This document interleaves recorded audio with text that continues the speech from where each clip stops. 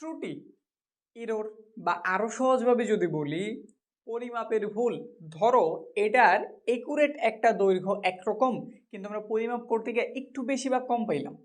এই যে আমাদের প্রকৃত মান থেকে আমাদের পরিমাপকৃত মান, একটা বলছি আমি প্রকৃত মান মানে এটার একজ্যাক্ট একদম প্রকৃত মান যেটা, ওইটা থেকে আমরা যেটা পরিমাপ করছি ওই মানটা কিছুটা ছোট বড় মানে একদম ঠিকঠাক নাই, কম বা বেশি আছে। এই যে ছোট যে পরিমাণটা কম হইলো বা বেশি হইলো এটারই মূলত আমরা ত্রুটি বলি। এই ত্রুটিগুলি হয় প্রধানত তিনটা কারণে। আমাদের দৈবভাবে হইতে পারে, র্যান্ডম মানে যেই কোনো কারণে হইতে পারে, প্রিন্টিং মিস্টেক হইতে পারে, লিখতে গেলাম দেখা গেল একটা হইছে আরেকটা, ইনপুট দিতে গেলাম এক মান বের হইলো আরেকটা। এই রকম যদি কাজগুলি হয়, যেই কোনো কিছু যেটার কোনো হাত পা নাই হয়ে গেল আর কি, কোনো রকমভাবে একটা ত্রুটি বা ভুল হয়ে গেল, এটার আমরা বলি দৈবভাবে। আরেকটা হতে পারে ব্যক্তিগত ভুল, যে ব্যক্তি করতে গেল বা আমি করতে গেলাম আমার যে ভুল হলো এটা ব্যক্তিগত ভুল। আর সবচেয়ে গুরুত্বপূর্ণ আমাদের যান্ত্রিক ত্রুটি। যান্ত্রিক ত্রুটি কোনটা? আমরা যে যন্ত্র দ্বারা পরিমাপ করতেছি ওইটাতেও কিন্তু আমাদের ভুলভ্রান্তি থাকতে পারে, এটার বলা হয় যান্ত্রিক ত্রুটি। এগুলো সম্বন্ধে টুকটাক এমসিকিউর দেখাও তোমরা পাইবা। যেমন ধরো ভার্নিয়ার স্কেলের শূন্য দাগ আর আমাদের প্রধান স্কেলের শূন্য দাগ একদম একুরেট একটা জায়গায় নাই, সেক্ষেত্রে এই ত্রুটিটা কি? এই ত্রুটিটা আমাদের যান্ত্রিক ত্রুটি। যাক, এই বিষয়ে আমরা আলাদাভাবে কথা বলবো, কোনো প্রবলেম নাই। এখন আমরা যে বিষয়টা মূলত বুঝাইতে চাইতেছি ত্রুটি, এটার অঙ্কগুলি কিভাবে হয় বা এটাতে আমাদের যে গুরুত্বপূর্ণ পার্ট চূড়ান্ত ত্রুটি আপেক্ষিক ত্রুটি এগুলোই বা কি বের করে কিভাবে, এই বিষয়টা জানি। প্রথমে এখানে একটা চিত্র আঁকছি, ধরে নাও এটা আমাদের একটা স্কেল, সেন্টিমিটার স্কেল। এইটুক 1 সেন্টিমিটার, যার ভিতরে 10টা টুকরো আছে, তাহলে প্রতিটা হইতেছে 1 মিলিমিটার, কারণ আমরা জানি 1 সেন্টিমিটার সমান 10 মিলিমিটার। যে বস্তুটা আছে লাল রঙের যে বস্তুটা নিচ্ছে তার অবস্থানটা যদি একটু আমি ডিফাইন করি, এইখানে 5টা হয়েছে, এখানে 6 হয়েছে, এখানে 7, তাইলে বোঝা যাইতেছে আমাদের এই বস্তুটা 6 আর 7-এর মাঝামাঝি কোনো একটা জায়গাতে আছে। 6 আর 7-এর মাঝামাঝি কোনো একটা জায়গাতে সে অবস্থান করতেছে। আর যদি একটু ভালো মতো দেখি, হয়তো আকার কারণে মনে হইতেছে সে আমাদের 6 আর 7-এর মাঝামাঝি যে অংশ তার থেকে একটু বেশি আছে, তার থেকে একটা কি বেশি আছে। এখন এমন হইলে হিসাবের সুবিধার জন্য তুমি যে পূর্ণ সংখ্যা আসলে নিতে চাও, তুমি এখানে কত লিখে দিবা? তুমি এখানে অবশ্যই 7 নিবা। বা ধরো এটা এইখানে না থেকে যদি আরো এইখানে থাকতো বা আরো কি 7-এর খুব যদি কাছাকাছি থাকতো, তাহলে তুমি এটার মাপটা কত ধরে নিবা? 7 ধরে নিবা না? আবার সেম ভাবে সে যদি ধরো একটু পেছনে এসে বললো, মানে এইখানে না এসে এইখানে এসে বললো, তখন সে আমাদের 6.5 থেকে কমে গেছে না, সেক্ষেত্রে তুমি হয়তো 6 ধরবা। এই যে আমরা একটা পূর্ণমান ধরে নিতেছি, একটা অনুমান করে মান ধরে নিতেছি, একটা পরিমাপ করতেছি।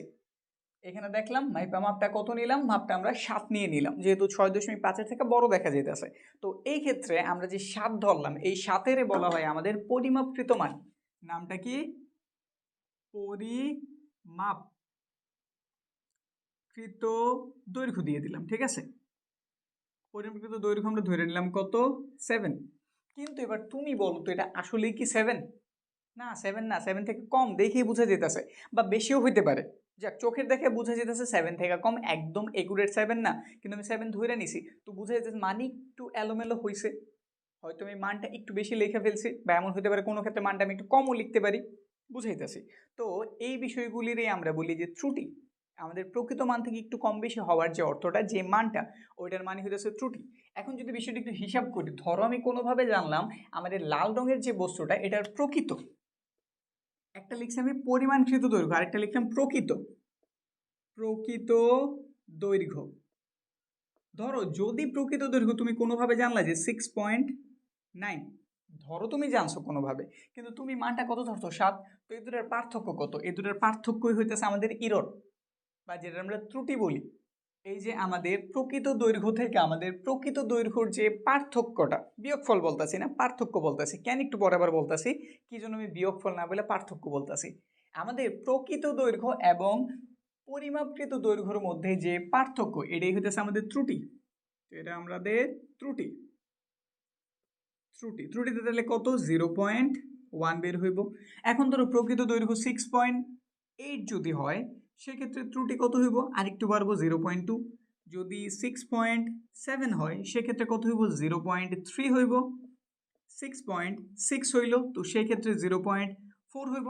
কিন্তু সর্বোচ্চ যদি খেয়াল করি সেই কিন্তু 6.5 এই পর্যন্তই যাইতে পারবো, এর কমে কিন্তু মানে এর বাইরে আর যায় না। কারণ আমরা যে মানটা নিতেছি এটা কিন্তু আমাদের একটা সম্ভাব্য মান, মানে প্রবাবেল মান, খুব কাছাকাছি। একুরেট না হোক, আমি যে 7 মানটা নিছি এটা কিন্তু এমন না যে খুব আহামরি পার্থক্য, কাছাকাছি, খুব কাছাকাছি। একটা সুন্দর ডেমো দিই। ধরো ধরো তোমার একটা বন্ধুই গণিতে একটা মার্ক পাইছে, একুরেট ভাবে তোমাদের মনে নাই, তার মানটা যদি তুমি একজনকে জিজ্ঞেস করো, তোমার এক বন্ধু বললো হ্যাঁ সে হয়তো 70 থেকে 80-র মধ্যে পাইছে, 70 থেকে 80-র মধ্যে। আরেকজনকে জিজ্ঞেস করলো, সে বলে দিল হ্যাঁ মনে হয় 20 থেকে 80-র মধ্যে পাইছে। আচ্ছা, এটার মধ্যে থেকে সম্ভাব্যমান তুমি বলো তুমি কোনটারে বেশি একুরেট ভাবে নিবা? 70 থেকে 80 বলছো ওটারে নিবা না, তুমি কি অবশ্যই 20 থেকে 80 ওটারে নিবা? সে কিন্তু সত্যি বলছে, এমন না যে সে ভুল বলছে।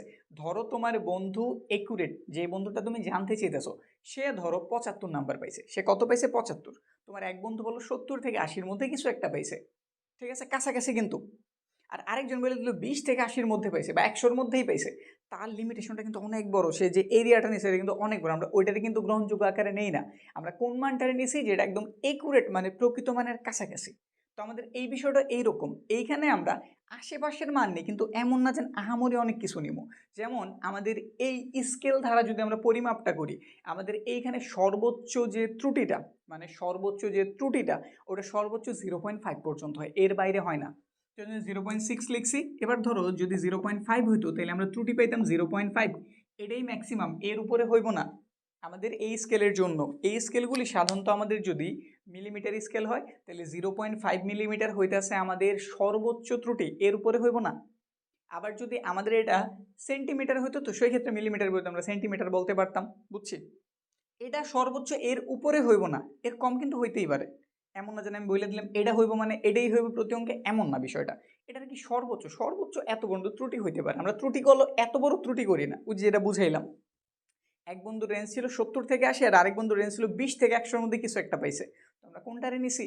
প্রথম বন্ধুটা, যে বলছে 70 থেকে 80। তো এই বিষয়টা আমাদের এইরকম, আমরা সম্ভাব্য মানটারে নেই, এমনভাবে বোঝানোর ট্রাই করতে যাতে কনসেপ্টটা পুরোপুরি মাথায় ঢোকে। সূত্রমূত্রের হিসাব বাদ, তুমি নর্মাল চিন্তা দিয়ে এগুলোর হিসাব করতে পারবা, ঠিক আছে। এখন আমরা তো এখানে জানলাম তাহলে কত, 0.5। এখন এটা লিমিটেশনটা হইতাছে, আমরা কত ধরছি? 7 ধরছি না? 7-এর সাথে তাইলে প্লাস মাইনাস 0.5। এই যে আরেকটা ভেজাল শুরু করলাম, মাইনাস ছিল ঠিক আছে, এখানে আবার প্লাস দিলেন কি কারণে? প্লাস দেওয়ার একটা কারণ আছে, আমরা একটা রেঞ্জ ধরতাছি না।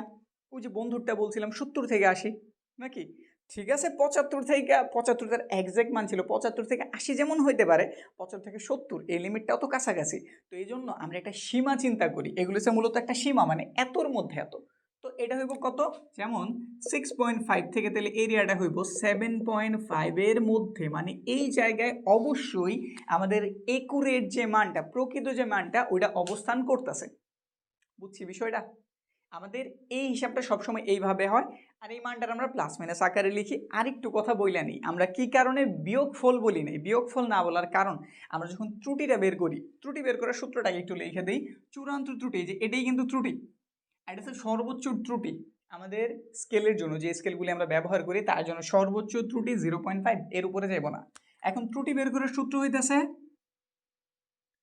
আমরা এইখানে কি লিখছি? পরিমাপ লিখছি না, সেটার আগে লিখতেছি পরিমাণকৃত, পরিমাণকৃত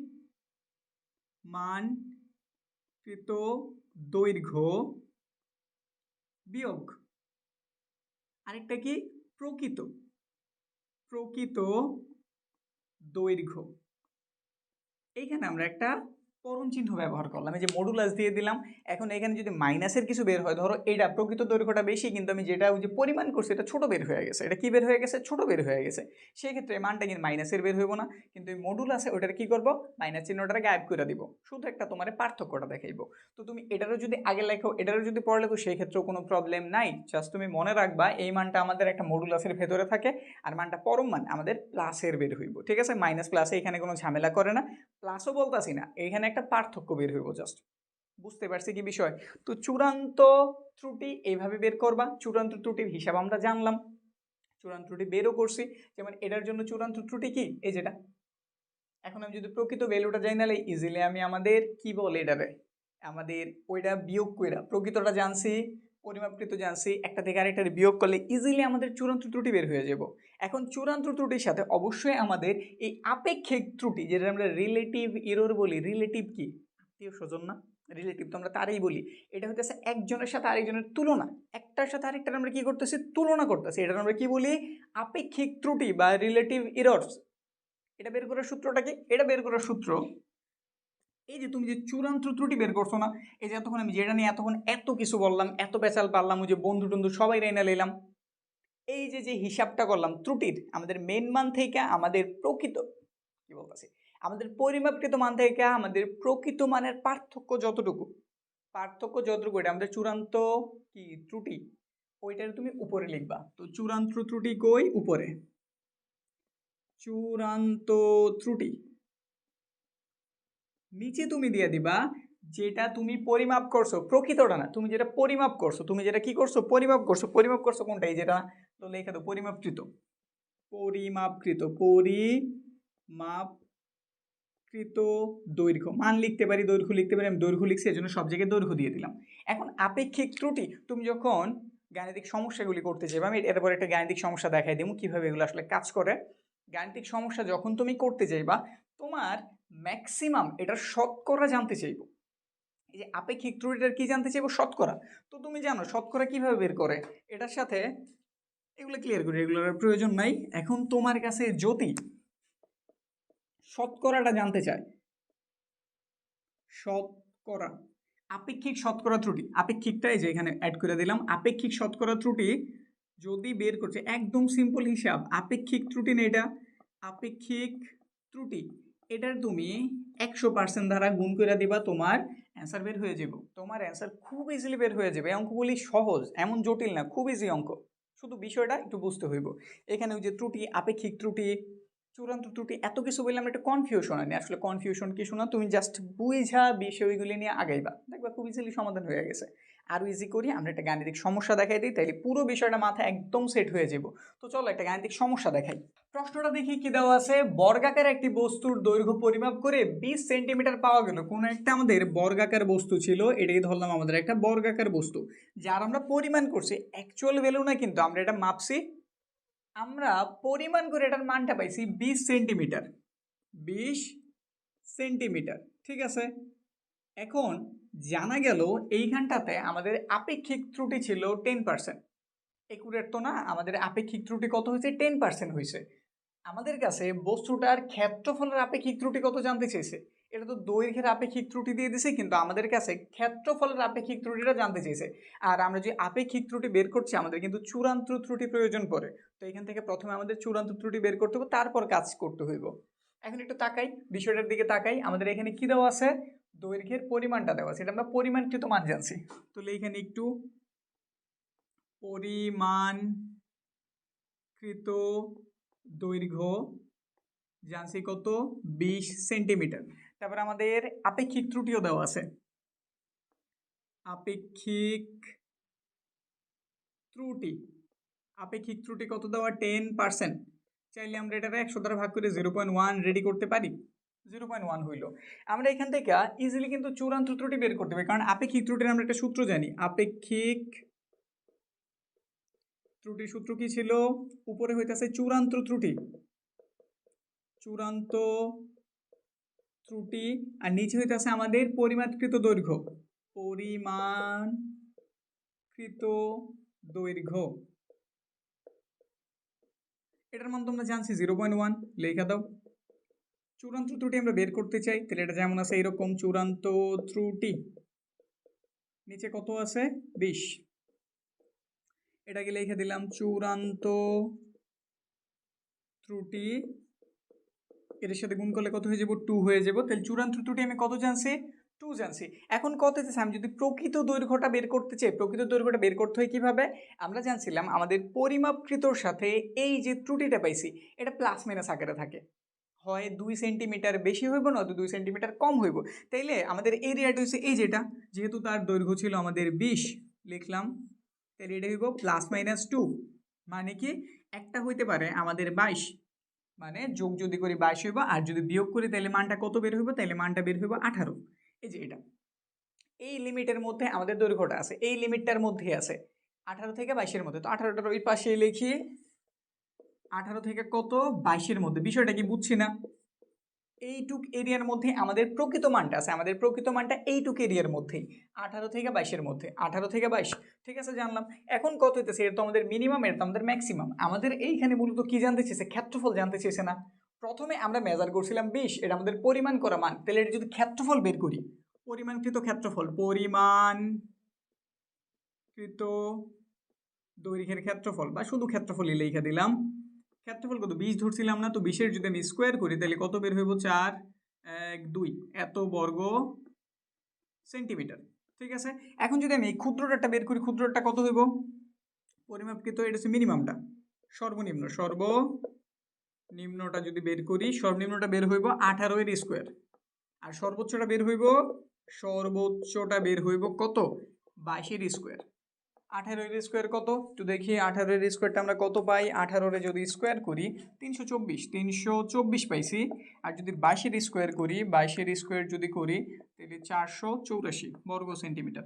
এখন কত হইতেছে আমাদের, এইখানে আমরা রিডিংটা পাইছি 400, কিন্তু মিনিমাম এটা বের হওয়ার কথা 324 থেকে 484-র মধ্যে। তাইলে যদি হিসাবটা এইভাবে করি, আমাদের 324 থেকে কতর মধ্যে আছে, 484-র মধ্যে।